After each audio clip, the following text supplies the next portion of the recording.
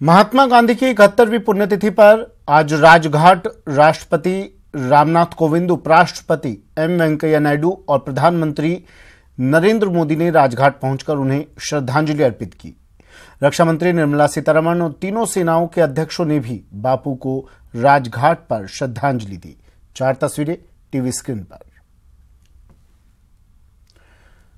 मुख्यमंत्री अशोक गहलोत ने भी आज बापू की पुण्यतिथि पर उनको नमन किया और सचिवालय में जाकर श्रद्धांजलि दी। इस मौके पर पीसीसी में सर्वधर्म प्रार्थना सभा का भी आयोजन किया गया, जिसमें सीएम गहलोत समेत अन्य नेता मौजूद रहे।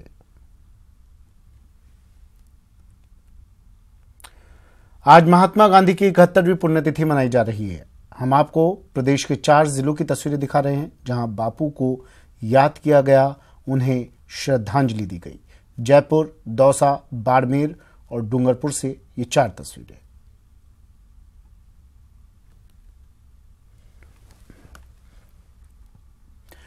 भीतरघात करने वालों के खिलाफ बीजेपी एक्शन मोड में है, मगर संभल कर। लोकसभा चुनाव सामने है, इसलिए सब कुछ सोच समझकर किया जा रहा है।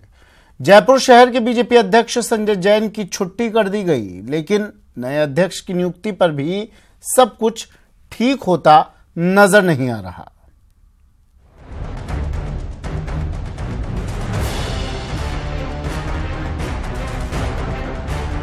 डर का विशेष भारतीय जनता पार्टी में डर शब्द का उपयोग कहीं भी नहीं है। मैंने क्या कहा, 3 सदस्य कमेटी की रिपोर्ट क्या कहेगी, सब कुछ उसके ऊपर है। सूबे में सत्ता गंवाने के बाद अब बीजेपी ने लोकसभा चुनाव के लिए कमर कसते हुए पार्टी के अंदर साफ सफाई का काम शुरू कर दिया है। सबसे पहली काजगिरी है जयपुर शहर के पार्टी अध्यक्ष संजय जैन पर। मेयर उपचुनाव में हुई हार का ठीकरा जैन पर फोड़ा गया। पार्टी के भीतर चर्चा है कि उन्होंने लापरवाही बरती, जिसके कारण पार्टी की हार तय हुई। संजय जैन पूर्व प्रदेश अध्यक्ष अशोक परनामी के करीबी माने जाते थे। हालांकि कुछ समय से उनकी कार्यशैली से प्रदेश नेतृत्व नाराज बताया जा रहा था।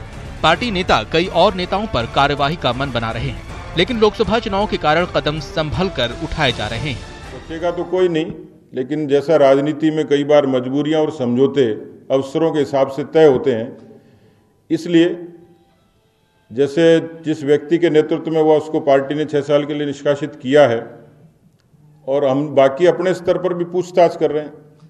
कोशिश करेंगे कि जिन लोगों ने बिल्कुल पार्टी की मर्यादाओं से बाहर जाके काम किया है, उसकी रिपोर्ट हम प्रदेश अध्यक्ष जी को देंगे और जैसा फैसला पार्टी का आलाकमान तय करेगा उसके अनुरूप वो फैसला हो जाएगा। एक तरफ जहां संजय जैन पर कार्रवाई हुई, वहीं मोहनलाल गुप्ता की अध्यक्ष पद पर ताजपोशी भी बीजेपी कार्यकर्ताओं को रास नहीं आ रहा है। मोहनलाल गुप्ता जिस इलाके से चुनाव लड़ते हैं, उस क्षेत्र के पार्षदों पर भी मेयर उपचुनाव में क्रॉस वोटिंग करने के आरोप है। गुप्ता अब दावा कर रहे कि अनुशासनहीनता करने वालों को बख्शा नहीं जाएगा, मगर साथ ही वो दूसरे गुनहगारों को बचाने का रास्ता बनाते हुए भी नजर आ रहे हैं। जो अनुशासनहीन हैं उनके खिलाफ निश्चित रूप से कार्रवाई होगी, लेकिन जिन्होंने पार्टी का साथ दिया है उन लोगों को हम साथ में लेकर के और आगे बढ़ेंगे और अन्य लोगों को भी इसमें जोड़ेंगे। इस मुहिम में केवल एकमात्र ये घटना हुई है, उसके आधार पर हम नहीं कह सकते हैं कि हमारे कोई बहुत बड़ा सेटबैक लगा है, लेकिन हम ये चाहते हैं भारतीय जनता पार्टी के हजारों कार्यकर्ता हैं, उन सब हजारों कार्यकर्ताओं को जोड़ करके हम पार्टी को एक नई जान, नई शक्ति फूंकेंगे और पार्टी को आगे बढ़ाएंगे। बहरहाल बीजेपी ने जयपुर से शुरुआत तो कर दी है, लेकिन देखना होगा कि पूरे प्रदेश के लिए पार्टी की क्या रणनीति होती है। मेयर चुनाव में हुई किरकिरी ने बीजेपी के सामने एक तरफ कुआं तो दूसरी ओर खाई वाली स्थिति पैदा कर दी है। पार्टी क्रॉस वोटिंग करने वाले पार्षदों के खिलाफ कार्रवाई भी करना चाहती है और इससे होने वाले नुकसान से भी बचना चाहती है। इसलिए दूध से जली बीजेपी छाछ को भी फूंक फूंक कर पी रही है, ताकि सांप भी मर जाए और लाठी भी ना टूटे। कैमरा पर्सन बलबीर राठौड़ के साथ बाबूलाल धायल, न्यूज 18 जयपुर। राजस्थान आयकर इन्वेस्टिगेशन विंग ने प्रदेश के बड़े कारोबारी समूह के ठिकानों पर आज से छापे की कार्रवाई शुरू की है। आयकर विभाग ने शुभ लक्ष्मी कॉटन मिल से समूह के 23 ठिकानों पर छापे मारे हैं। आयकर टीमों ने ग्रुप के जयपुर, नागौर, किशनगढ़, अजमेर के साथ साथ कोलकाता में भी 3 ठिकानों पर कार्रवाई शुरू की। शुभ लक्ष्मी ग्रुप का कारोबार कॉटन के साथ साथ अंतर्राष्ट्रीय स्तर पर मीट, मछली, फल, सब्जी का बड़ा कारोबार फैला हुआ है। आयकर विभाग ने कंपनी के संचालक वीरेंद्र कुमार तपड़िया, धर्मेंद्र कुमार माहेश्वरी और मांगी देवी तपड़िया के घर, दफ्तर और कारोबारी ठिकानों पर छापे की कार्रवाई शुरू की है। कंपनी का कारोबार अमेरिका, यूरोप सहित एशिया के सभी प्रमुख देशों में फैला हुआ है, लेकिन ये कंपनी आयकर रिटर्न में बड़े पैमाने पर अनियमितताएं दर्शा रही थी। जांच में आयकर चोरी का बड़ा खुलासा हो सकता है।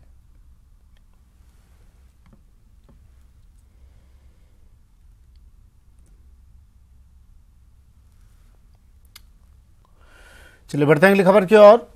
जम्मू कश्मीर में मौसम ने एक बार फिर मिजाज बदला है। बर्फबारी शुरू होने के चलते आम जनजीवन अस्त व्यस्त हो गया है। लोग घरों में दुबके हुए नजर आए।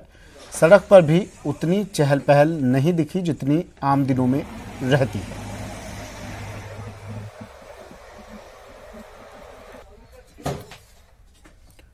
बदले हुए मौसम का असर आम जनजीवन पर। बर्फबारी शुरू होते ही लोग अब घरों से तभी निकल पा रहे हैं जब कोई ज़्यादा ज़रूरत उन्हें हो। घरों में ही बेहतरी नज़र आ रही है लोगों को रहने में, और सड़क पर भी आम दिनों की अपेक्षा कम चहल पहल सड़कों पर दिख रही है। जम्मू कश्मीर में एक बार फिर मौसम का बदलाव।